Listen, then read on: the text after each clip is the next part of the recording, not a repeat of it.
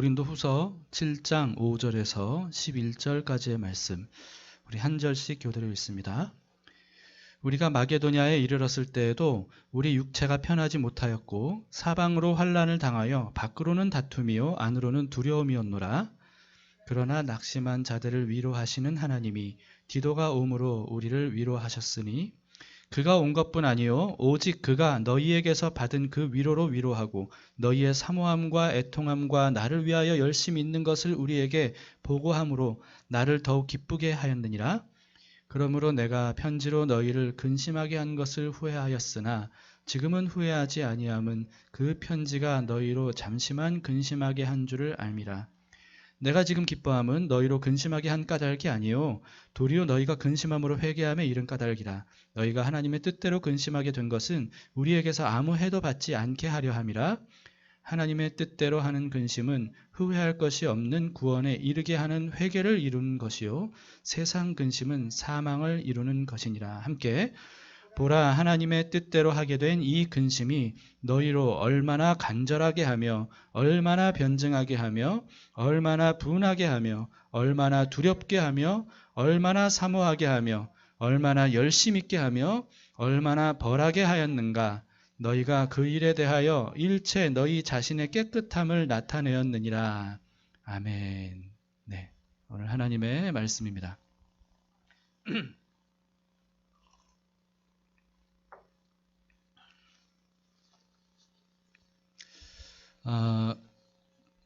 고린도 후서에는요 유독 많이 나오는 단어가 있습니다. 혹시 여러분 보시면서 유독 많이 나오는 단어 뭔지 아시겠어요?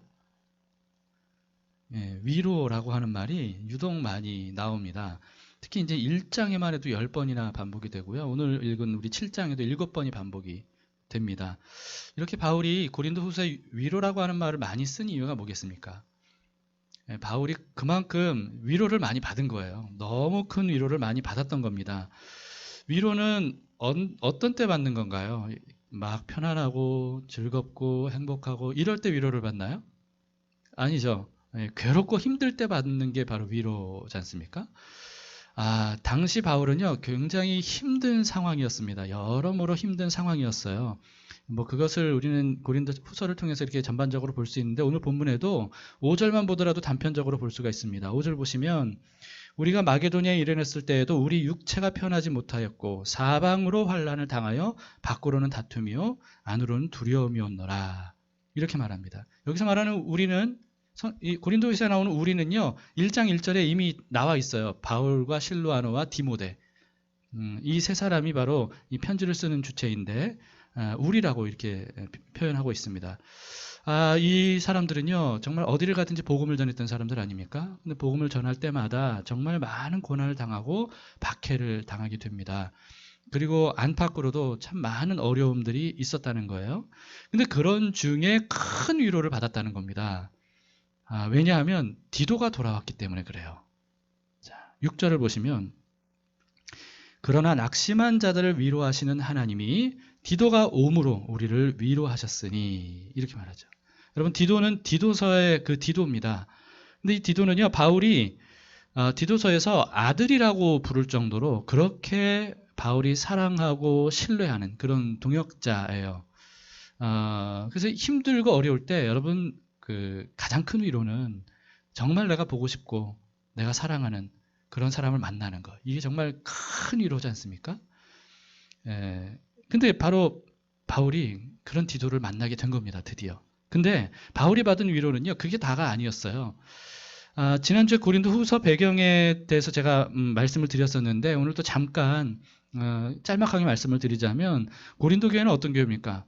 바울이 가장 공들여 세운 교회거든요. 굉장히 많은 것들을 헌신하고 오랫동안 공들여서 하나님의 말씀을 가르치며 세웠던 교회예요.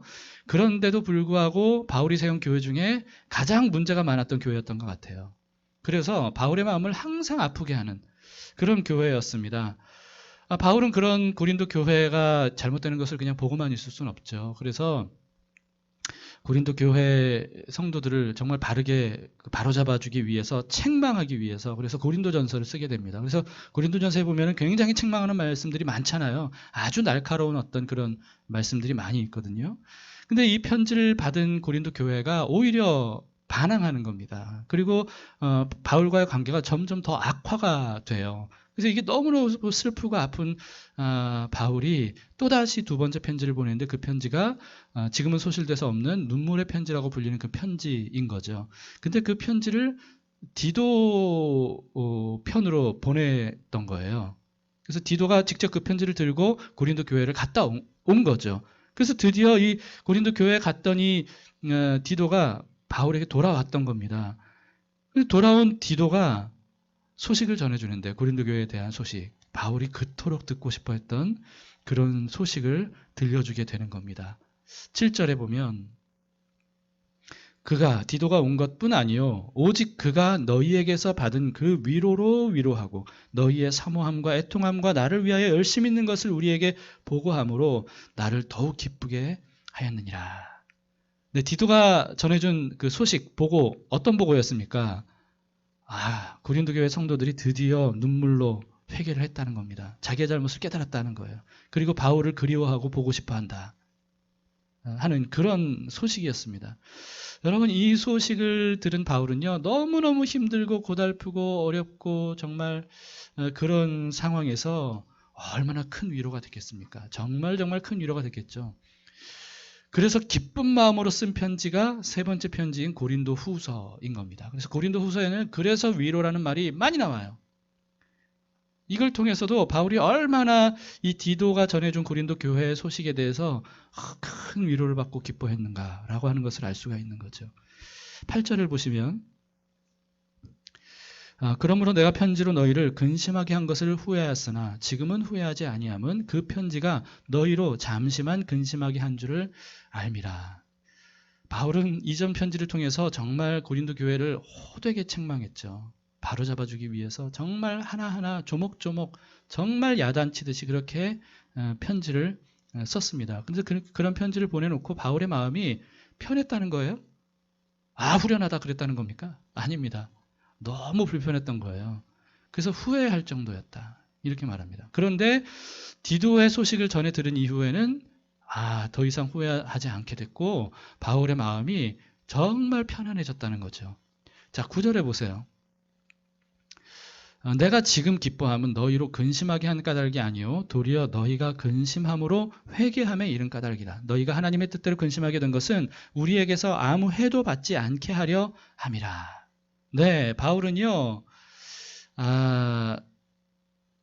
바울의 편지를 그 고린도 교회 성도들이 받고 근심한 나머지 결국은 회개한 것에 대해서 너무너무 기쁘다 이렇게 쓰고 있는 겁니다.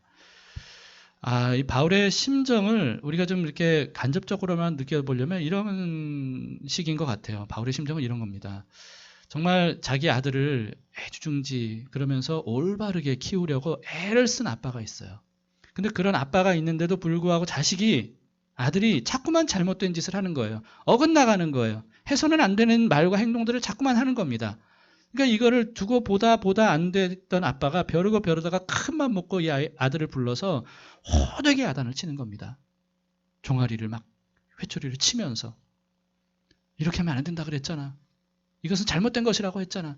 너 인생을 망치는 것이라고 하면서 막 야단을 치면서 이 아들의 하나하나 잘못된 것들을 막 호되게 책망을 하는 겁니다.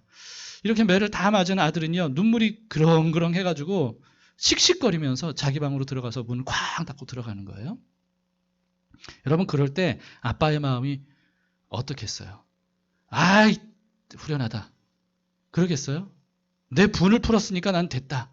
후련하다. 저런 못된 망할 놈 같으니라고 막 그러면서 그러겠냔 말이에요. 아니죠.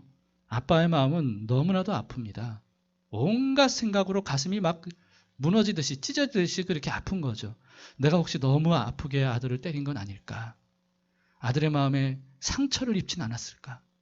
오히려 이 일 때문에 내 아들이 나를 더 미워하고 나를 더 멀리하려고 하진 않을까? 이런 더 어긋나진 않을까? 이런 마음의 근심, 걱정 이런 게 아빠에게 있지 않겠습니까? 부디 아빠가 원하는 건 뭐예요? 아들이 자기의 잘못을 뉘우치고 다시는 그런 잘못들을 범하지 않기를 바라는 마음, 그거 하나거든요. 근데 아들이 몇 시간 후에 방문을 쓱 열고 나오는 거예요.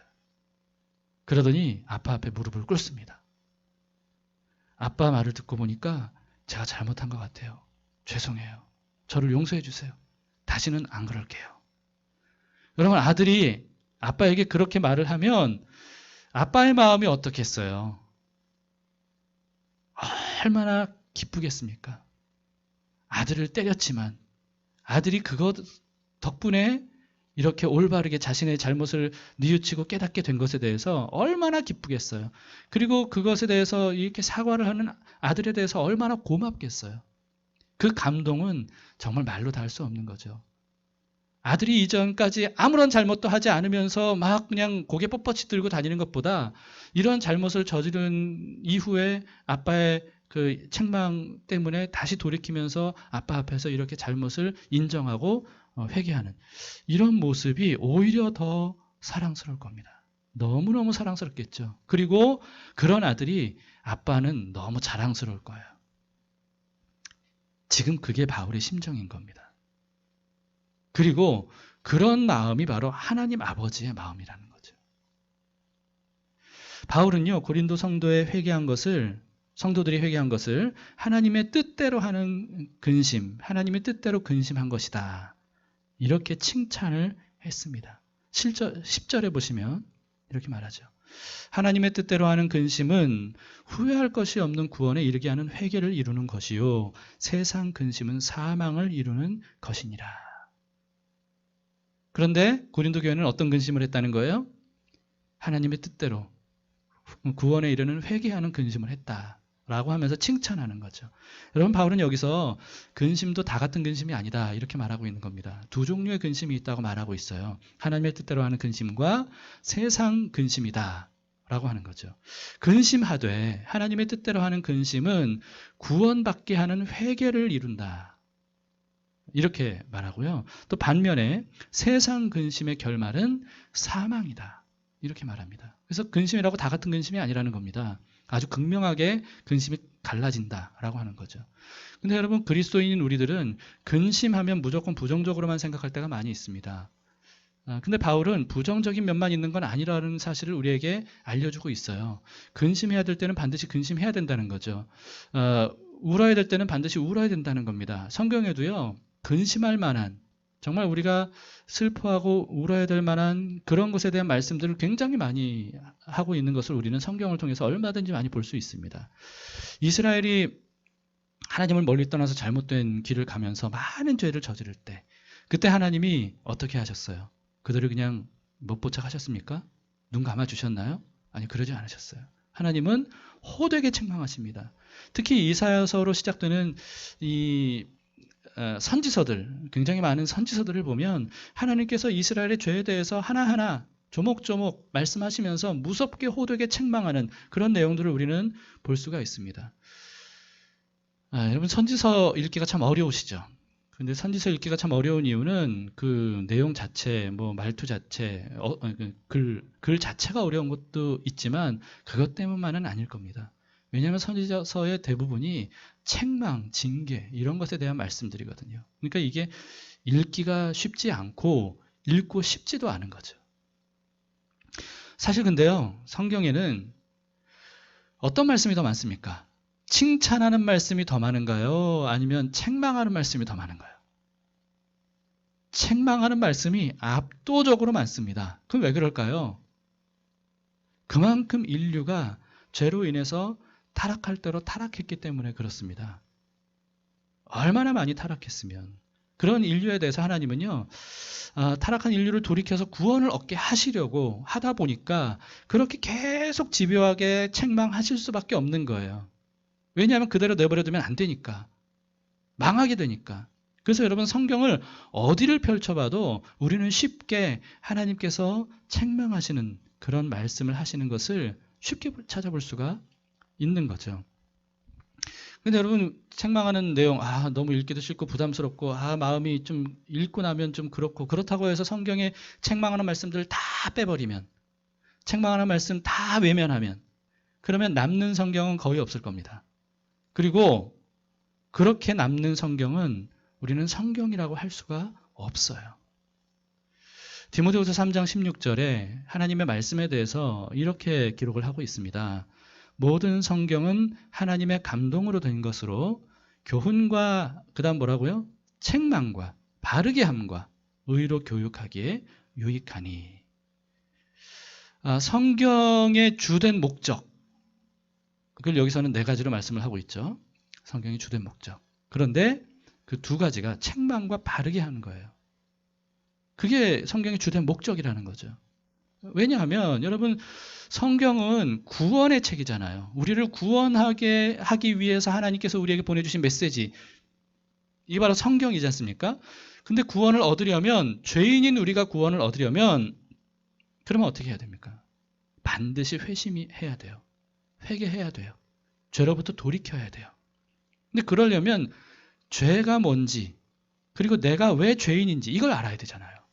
그러니까 그 죄를 죄라고 말씀해 주시는 그런 말씀들이 있어야, 그래야 그게 성경이고 우리를 구원할 수 있는 거거든요. 그래서 성경에는 그토록 많은 죄에 대한 책망이 있는 겁니다. 죄를 죄라고 알려주는 거죠. 그리고 왜 그 죄로부터 회심해야 되는지, 회개해야 되는지, 돌이켜야 되는지 이거를 알려주는 게 성경 아니겠습니까? 여러분, 그렇기 때문에 우리는 성경에서 듣기 좋은 말씀, 복 받으라는 얘기, 잘 될 것이라는 얘기, 어떤 긍정적인 것들만 귀에 담아 듣고 책망에 대한 말씀들을 외면하면, 그러면 그것은 성경을 통해서 구원을 얻기가 어려운 겁니다. 그러니까 성경에서 어떤 명언들 이런 것만 찾아서 우리가 귀담아 들으면, 그러면 그 성경을 통해서 내가 뭔가 지식적으로 또는 도덕적으로 도움을 받을 수 있을지 몰라도 우리를 구원하는 책이 될 수는 없는 겁니다.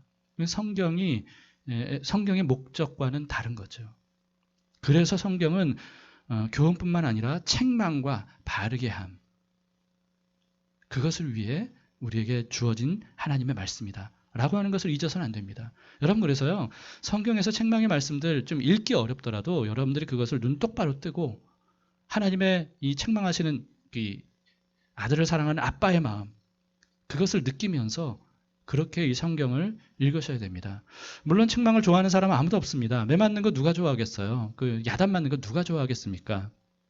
책망은 사람을 정말 힘들게 하죠. 그리고 아프게 합니다. 기분도 막 상하게 해요.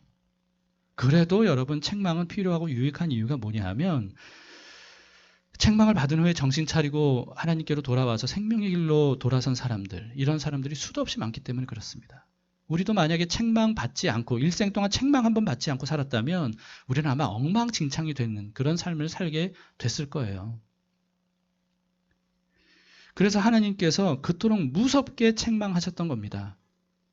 하나님께서 그렇게 책망하신 이유는 우리를 사랑하시기 때문이죠. 우리를 너무너무 사랑하시기 때문입니다. 그냥 내버려둘 수 없기 때문에 그런 거예요. 히브리서 12장 8절에 그래서 이렇게 말씀을 합니다. 징계는 다 받는 것이거늘 너희에게 없으면 사생자요 친아들이 아니니라. 하나님께서 만약에 우리에게 책망을 하지 않으신다면, 내가 만약에 아들에게 책망하지 않는다면 그것은 사생자요 친아들이 아닌 것처럼 대하는 것이라는 거죠. 하나님께서 우리를 사랑하시기 때문에, 그냥 망하는 길로 가는 것을 두고 볼 수 없기 때문에, 인생이 망가지는 것을 차마 그냥 내버려 둘 수 없기 때문에 하나님은 우리에게 책망의 말씀들을 그토록 많이 하시는 겁니다.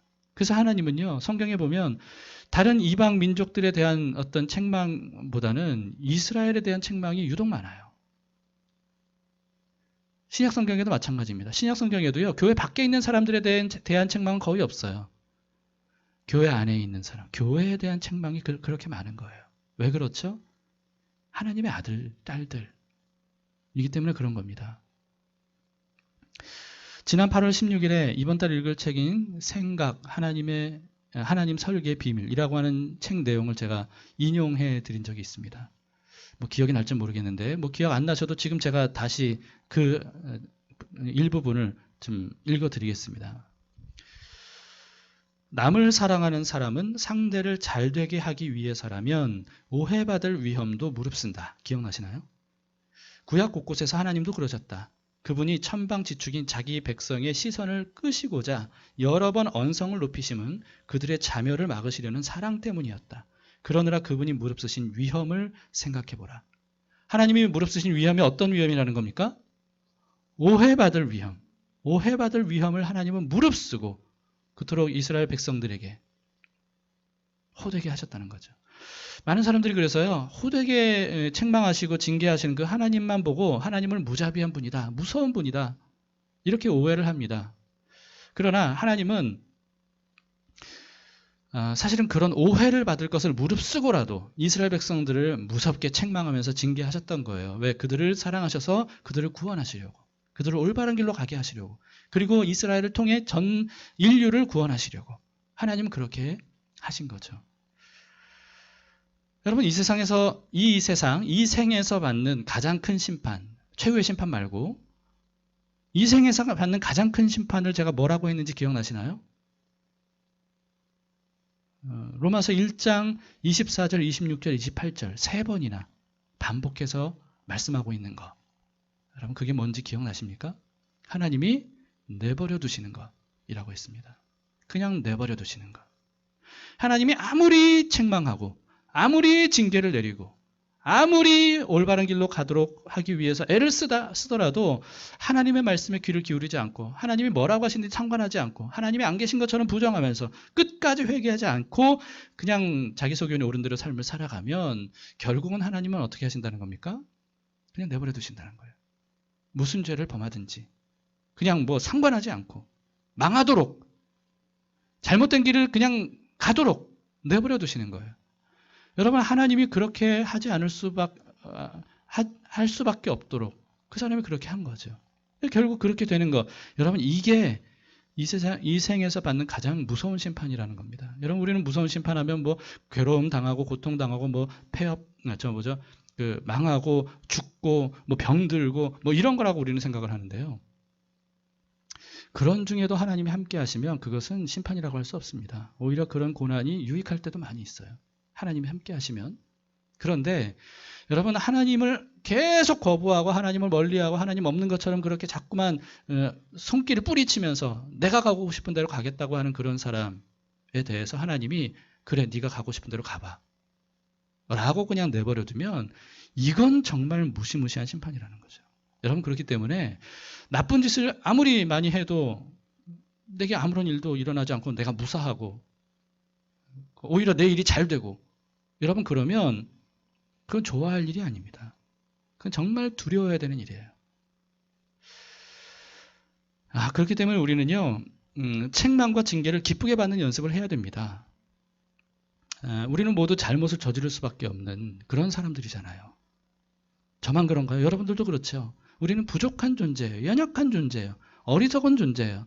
아는 것보다 모르는 게 훨씬 많아요. 할 수 있는 것보다 못하는 게 훨씬 많은 존재예요.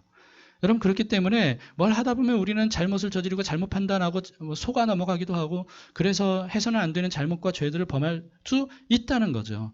그럴 때 우리에게 필요한 게 뭐예요? 적절한 책망인 거예요. 적절한 책망. 그 길은 잘못된 거야. 너 지금 잘못 가고 있는 거야. 그건 너를 망하게 하는 것이고 다른 사람들에게도 피해를 주는 거야. 이런 적절한 책망이 우리에겐 꼭 필요하죠. 그래서 이런 책망을 달게 받을 수 있어야 우리가 디모데후서 3장 7절 말씀처럼 하나님의 사람으로 온전하게 하고 모든 선한 일을 행할 능력을 우리는 갖추게 되는 겁니다. 하나님의 말씀을 통해서. 그래서 우리가 올바른 사람으로 하나님 나라를 향해 헤매지 않고 이렇게 갈 수 있는 거죠. 여러분, 세상 사람들을 죄인과 죄인 아닌 사람 이렇게 나눌 수 있을까요? 죄인과 죄인 아닌 사람 이렇게 나눌 수가 없습니다. 왜냐하면 모든 사람이 다 예외 없이 다 죄인이기 때문에 그래요. 죄를 범하지 않은 사람은 한 명도 없기 때문에 그렇습니다. 그러면 사람을 어떻게 나눌 수 있을까요? 회개한 죄인과 회개하지 않은 죄인 이렇게 나눌 수 있는 거죠. 다 죄인인데 그런데 회개한 죄인, 회개하지 않은 죄인 이렇게 나눌 수 있을 뿐이라는 겁니다. 성경의 무수한 인물들도 마찬가지입니다. 이렇게 나눌 수 있어요. 회개한 죄인과 회개하지 않은 죄인. 그런데 성경에 보면 회개한 죄인이 많을까요? 회개하지 않은 죄인이 더 많을까요? 성경에 보면 회개하지 않은 죄인, 하나님의 책망에도 불구하고 끝까지 거부한 죄인, 그런 죄인들이 훨씬 더 많이 있더라고요. 이게 인류의 문제입니다.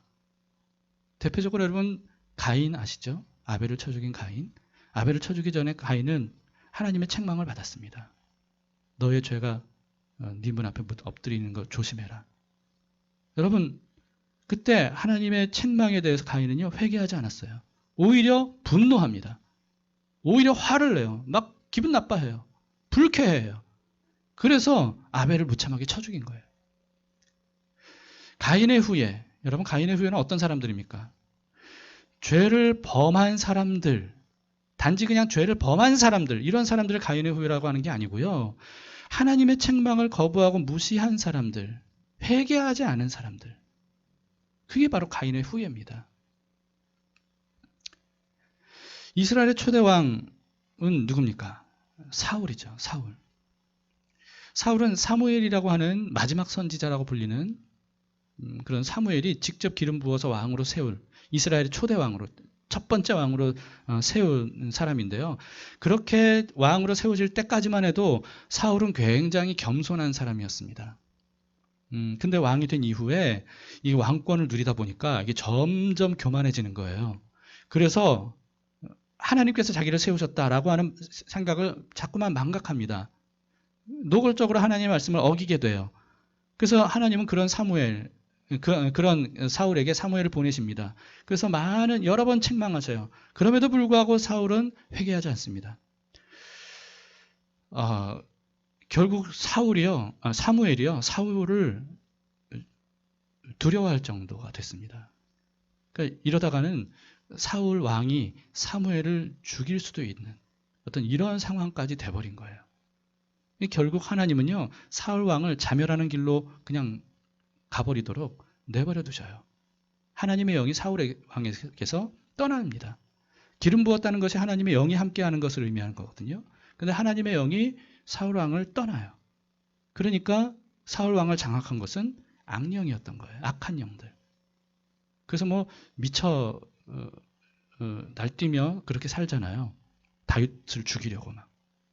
그래서 하나님은 그런 사울을 버리고 다윗을 왕으로 선택하시는 거죠. 여러분, 이 사울 왕 이후에, 다윗 왕 이후에 무수한 왕들이 있었지 않습니까? 이스라엘 남북에.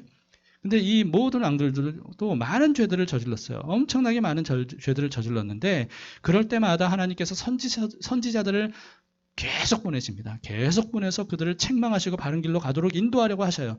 그런데 대부분의 왕들이 거부합니다. 대부분의 왕들이 회개하지 않아요.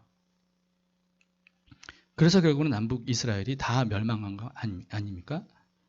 근데 그런 중에 정말 군계 일학처럼, 군계 일학이라고 해서 정말 그 죄 한 번 안 지은 그런 게 아니라 죄를 지었을 때 하나님의 책망을 달게 받고 정말 자신의 죄를 슬퍼하고 애통해하고 마음 아파하고, 그러니까 오늘 말씀처럼 하나님의 뜻대로 근심하면서 철저하게 회개했던 대표적인 사람이 있습니다. 그게 누구죠? 다윗이죠. 다윗. 다윗은 역사상 최고의 태평성대를 누리고 있었을 때 그 마음이 느슨해졌던 거예요. 그래서 자기의 충성스러운 부하 우리아가 전장에 나가서 목숨을 걸고 싸우고 있는 동안에 그 우리아의 아내를 탐하게 되죠. 그래서 결국은 범합니다. 근데 뜻하지 않게 임신을 하게 돼요. 다윗이 깜짝 놀라서 그것을 은폐시키려고 우리아를 전장에서 부릅니다. 그리고는 자기 아내와 동침하도록 그렇게 하려고 그렇게 꾀를 써요. 그런데 그러기에는 우리아는 너무나 충성스러웠어요. 전장에 있는 나의 동료들은 이렇게 목숨 걸고 싸우고 있는데 제가 그럴 수 없습니다. 그러면서 그냥 그렇게 다 너무 충성스러웠어요. 그러니까 뜻대로 안 된 다윗이 결국은 우리아를 어떻게 합니까? 안 되겠다. 조용히 제거해야 되겠다. 그래서 요압을 시켜서 전장 최선봉으로 나가서 싸우도록 해서 자기 손 하나 되지 않고 우리아를 죽도록 하죠. 그리고는 우리아의 아내를 자기 아내로 삼아버립니다.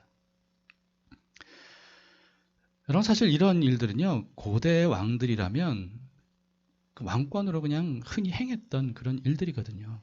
근데 하나님 앞에서는 이게 얼마나 악한 죄입니까? 세상의 모든 왕들은 이걸 악이라고 생각하지 않고 왕들뿐만 아니고 백성들조차도 왕이라면 응당 그래도 된다라고 생각한다 할지라도 하나님 보실 때는 이건 엄청난 큰 죄와 악이었습니다.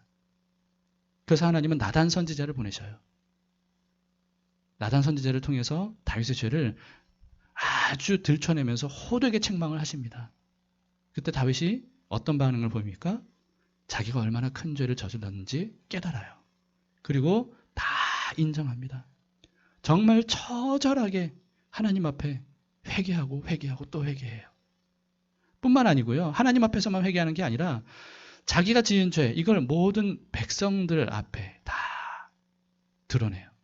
알게 합니다. 여러분, 이게 왕이 이게 참 그러기가 쉽지 않잖아요. 근데 자기 백성들에게 뿐만 아니고요. 후대 사람들도 다 알 수 있도록 그걸 글로 써서 남겨요. 시로 써서. 그리고 시에 노래도 붙여요. 그래서 노래를 붙여서 그걸 찬양집 같은데, 그게 이제 시편이거든요. 거기에 포함시켜요. 그래서 백성들이 그것을 대대로 보고 다윗이 어떤 죄를 저질렀는지 보고 하나님께 어떤 책망을 받았는지 보고, 그래서 자기의 죄를 반면교사로 삼도록 그렇게 해요. 여러분, 이건 참 너무너무 어려운 일이죠. 어떻게 그럴 수 있을까 할 정도입니다. 그래서 그렇게 쓴 시, 노래가 뭐냐 하면 시편 51편이거든요. 시편 51편. 그래서 시편 51편에는요. 제목에 아예 그렇게 돼 있어요. 다윗이 우리아의 아내 밧세바를 범하고 지은 시. 이렇게 돼 있어요. 여러분, 시편 51편은요. 최고 권력자인 왕이 자기 죄를 공개적으로 낱낱이 공개한 어떤 그런 시라는 것을 생각해 보면 이건 정말 놀랍지 않을 수가 없죠. 세계 역사상 왕치고 그런 왕이 있었을까요? 남들에 의해서 들춰진 그런 죄가 아니라 자기 스스로 그런 죄에 대해서 공개적으로 들춰내면서 회개하는 그런 왕이 있었을까요? 여러분, 그래서 하나님께서 다윗을 하나님 마음에 합한 사람이라고, 맞는 사람이다, 이렇게 말씀하시면서 다윗을 기뻐하셨다라고 하는 이유가 바로 여기에 있습니다. 하나님께서 다윗을 기뻐한 이유, 다윗을 마음에 맞는 사람이라고 그렇게 칭찬하고 그를 인정했던 이유는 다윗이 완전 무결한 삶을 살았기 때문이 아니에요. 하나님의 책망을 받았을 때 하나님의 뜻대로 근심하다가 결국은 회개하는, 아까 말씀드렸죠. 아빠에게 매를 맞은 아들이 문 쾅 닫고 들어갔지만 결국은 나와서 아빠 앞에 무릎 꿇고 다시는 안 그럴게요. 여러분, 그랬을 때 하나님의 마음, 이게 너무 기쁜 겁니다. 너무 사랑스러운 거예요. 너무 자랑스러운 거예요. 여러분, 그래서 다윗은 하나님을 너무나도 기쁘게 했던 왕입니다. 잘못을 안 저질러서가 아니에요. 그런 잘못을 저지른 이후에 하나님의 책망에 겸손하게 반응했기 때문이죠.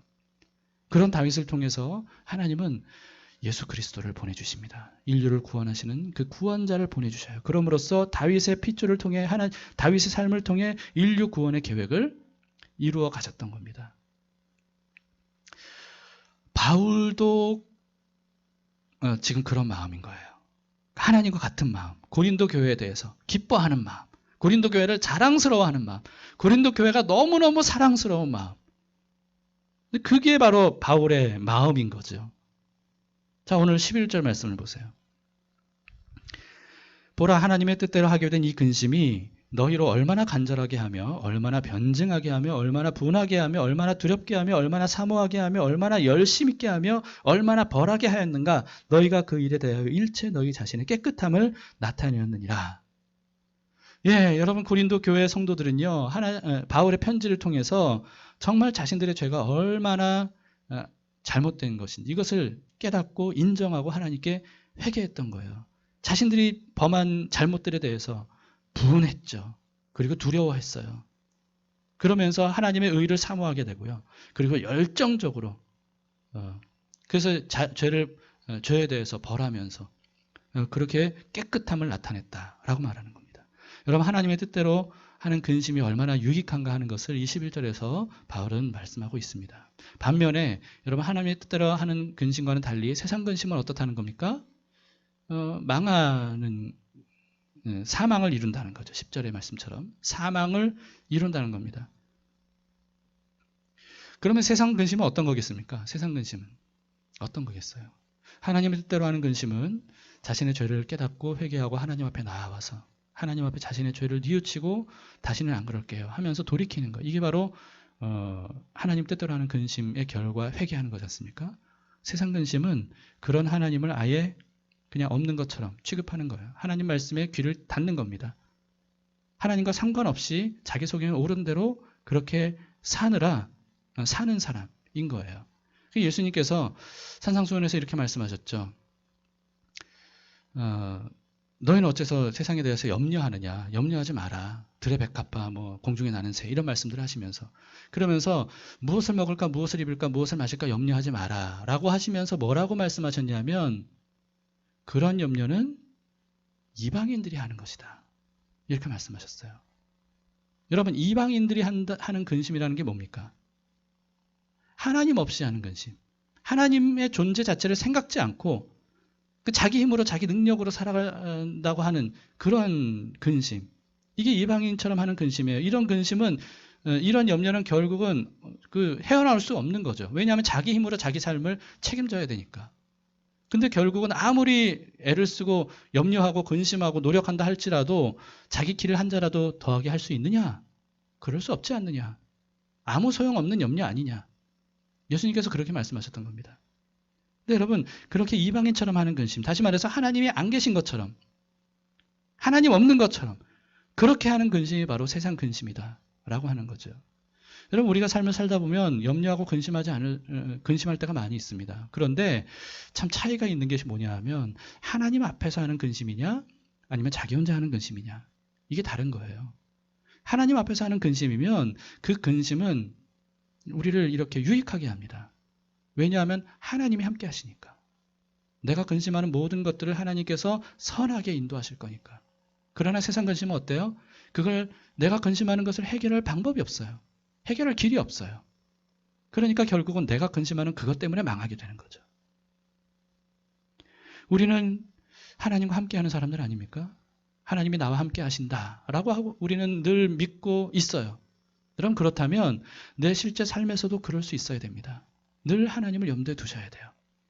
염려하더라도 그 염려하는 것을 기도로 바꾸는 거예요. 하나님을 생각하면서. 근심하더라도 두려워하더라도 그 모든 것들을 하나님 앞으로 가져가는 거죠. 이게 바로 하나님의 뜻대로 하는 근심입니다. 그리고 나의 죄와 잘못에 대해서는 말할 것도 없고요. 지금까지 말씀드린 것처럼. 여러분 그렇기 때문에 어떤 사람이 하나님의 뜻대로 근심하고 어떤 사람이 세상 근심을 하는 것 이거는 어떤 지식의 문제도 아니고요. 학력의 문제도 아니고요. 능력의 문제도 아닙니다. 하나님에 대한 믿음 그리고 하나님을 경외하는 마음 이것이 있는가 없는가 이걸로 갈리는 거죠. 하나님의 뜻대로 하는 근심이냐 아니냐라고 하는 것. 그래서 하나님을 나의 하나님으로 인정하느냐 아니면 거부하느냐 이게 관건인 거예요. 아까 말씀드린 사울왕을 예로 들어봅시다. 여러분 사울왕은 자기가 왕이 됐잖아요. 왕이 되면서 교만해졌다는 게 뭘 의미합니까? 교만해졌다는 것은 단지 그냥 거만한 태도를 가졌다 이런 정도가 아니고요. 아예 인식 자체가 자기 위에 아무도 없고 아무도 없어야 된다 라고 하는 그런 생각. 내가 내 삶의 주인이고 이 나라의 주인은 나다 라고 하는 인식. 이게 바로 교만입니다.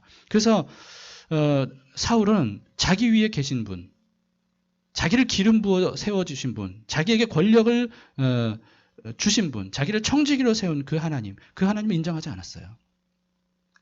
여러분 이렇게 내 위에 계신 분, 그분을 나의 하나님으로 인정하지 않는 그런 생각을 가지고 살면 하나님의 말씀을 듣고 하나님의 말씀에 순종하는 거는 이게 어렵겠어요? 쉽겠어요? 너무너무 어렵죠. 내 위에 누구도 있어서는 안 되는데 감히 누가 나에게 이러라 저래라 해. 그러니까 순종, 하나님의 말씀에 순종, 하나님 말씀 듣고 특히나 책망은 어때요? 책망을 듣고 회개하는 게 이건 더더욱 어려운 거죠. 감히 누가 나에게 이렇게 돼버리는 거예요. 반면에 다윗은 어때요? 다윗은 왕이 되었음에도 불구하고 자기 위에 누가 계신지를 언제나 잊지 않았습니다. 자기 위에 자기를 왕으로 세운 진정한 왕, 하늘과 땅의 모든 권세를 가지신 만왕의 왕이신 그분을 인정했어요. 그런 다윗이었기 때문에 하나님께서 다윗을 책망하셨을 때 거기에 대해서 무릎 꿇고 애통해하면서 회개함으로 올바른 길을 갈 수 있었던 거죠. 여러분 순종, 회개 어떻습니까? 어려운가요? 쉬운가요? 순종, 회개 도저히 정말 불가능해 보일 정도로 어렵다라고 하는 분들은 왜 그런지를 아셔야 됩니다. 왜 그런지를 아셔야 돼요. 교회를 다니고 말씀을 듣고 아멘 아멘 하더라도 결국은 이 순종과 회개가 어려운 이유는 하나님을 나의 하나님으로 인정하고 인식하지 못하고 있기 때문에 그렇다고 저는 생각합니다. 하나님을 나의 하나님으로 인정하고 인식하지 못하는 거예요. 내 위에 계신 분, 나보다 나를 더 잘 아시고 나보다 나를 더 사랑하시는 분, 모태로부터 나를 지으신 분, 내 인생의 모든 것들을 인도하실 수 있는 유일한 그분, 그분을 믿지 않고 인정하지 않기 때문에 우리는 순종과 회개가 그토록 어려운 거죠. 제가 말씀드렸죠. 성경에서 말씀하고 있는 순종은요, 세상이 말하는 순종과 달라요. 하나님께서 순종하라 라고 하신 모든 말씀들, 이 모든 말씀들은 하나님 자신을 위한 말씀이 아니에요. 우리를 위해서 하신 말씀이에요. 그러니까 순종할 때 누구에게 유익이 되는 겁니까? 하나님께 유익이 되는 게 아니라 우리 자신에게 유익이 되는 거죠. 그리고 우리가 순종함으로써 올바른 삶, 복된 삶, 정말 올바른 삶, 이런 삶들을 살게 되면 그걸 보는 하나님이 기뻐하시는 거예요.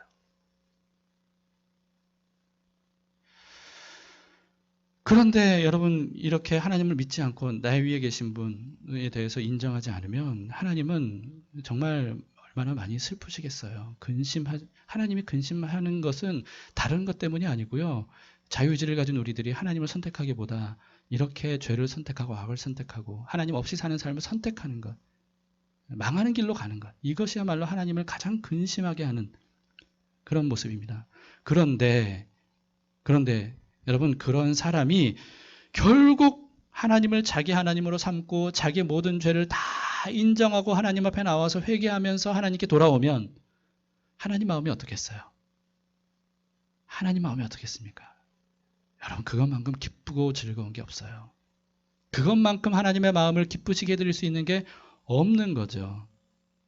그런 사람은 잘못된 길을 벗어나서 구원과 생명의 길, 하나님과 함께 영원히 함께 사는 그 길을 이제 가게 되는 겁니다. 여러분, 그래서 우리는 회개라고 하면 이게 참 회개라고 하면 힘든 마음을 좀 우리가 힘든 이미지로 우리는 생각하기 쉬운데요. 사실 어떻게 보면 회개야말로 정말 은혜 중에 은혜입니다. 우리가 회개하기만 하면 하나님은 언제든지 기쁘게 맞이해 주셔요. 언제든지 용서해 주세요.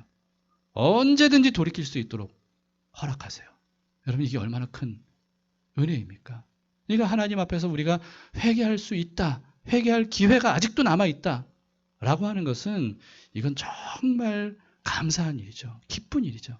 그래서 지난주에도 말씀드렸잖아요. 진정한 회개는 기쁨을 동반해요. 감사를 동반해요. 삶에 대한 의욕을 동반해요. 그런 회개 우리가 할 수 있길 바랍니다. 다윗이 회개하고 통회하며 자백한 시 한 구절, 시편 51편 17절에 다윗은 이렇게 말합니다. 하나님께서 구하시는 제사는 어떤 거예요? 상한 심령이라. 상한 심령. 하나님이여, 상하고 통회하는 마음. 통회한다는 것은 슬퍼하며 회개하는 거잖아요.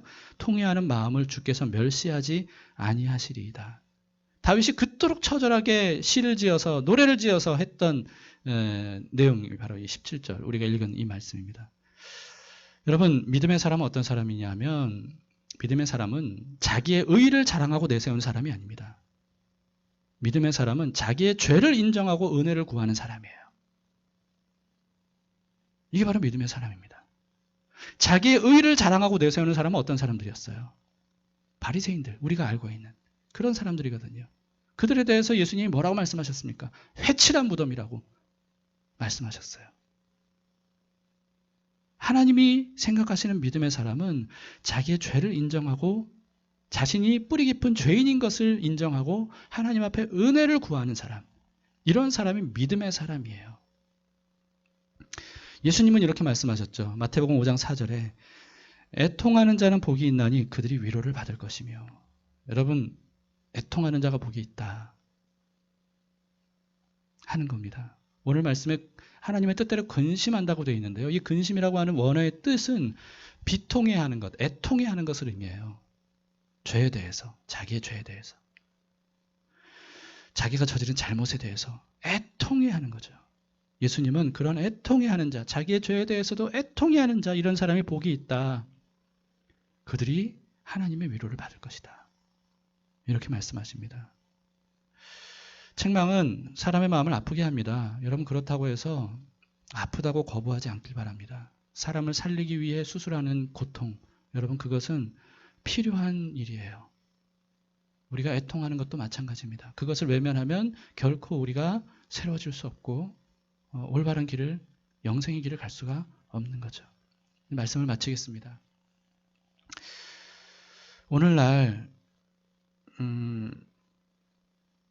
우리 그리스도인들은 좀 근심해야 될 때가 아닌가 싶어요. 하나님의 뜻대로 근심하는 거죠. 한국교회가 왜 이 지경이 됐을까 하는 것에 대해서 그냥 외면하려고 하지 말고 신경 쓰지 않으려고 하는 그런 게 아니라 지금은 애통해야 될 때다. 슬퍼해야 될 때다. 라고 하는 겁니다. 여러분, 전도서에서도요, 울어야 될 때가 있다고 말씀하고 있어요. 눈물을 흘려야 될 때가 있다는 거예요. 슬퍼야 될 때가 있다는 거예요. 지금은 우리가 어떻게 해야 될 때입니까? 한국교회에 대해서, 그리고 교회인 우리들이 정말 슬퍼하고 애통해야 될 때가 아닌가라고 생각합니다. 하나님은 이스라엘 백성들, 그리고 교회를 향해 여러 책망을 하시면서 결국은 그 교회들을 올바른 길로 인도하셔서 땅끝까지 복음을 전하게 함으로써 세상의 많은 사람들에게 구원의 길을 열어놓으셨습니다. 하나님은 오늘날에도 교회를 통해 그렇게 하길 원하셔요. 여러분, 교회가 교회인 이유는 완전 무결하기 때문이 아닙니다. 많은 죄를 저지르더라도 하나님의 말씀 앞에 겸손하게 무릎 꿇고 다윗처럼 자신의 죄인됨, 그리고 자신이 지은 죄들, 이런 것들을 그대로 하나님께 인정하면서 하나님의 은혜를 구하는 것. 그것이 바로 하나님이 세우신 교회, 살아있는 교회, 생명 있는 교회라는 거죠. 하나님의 뜻대로 하는 근심은 나를 살립니다. 그리고 남도 살리고 결국은 세상을 살리게 되는 거죠.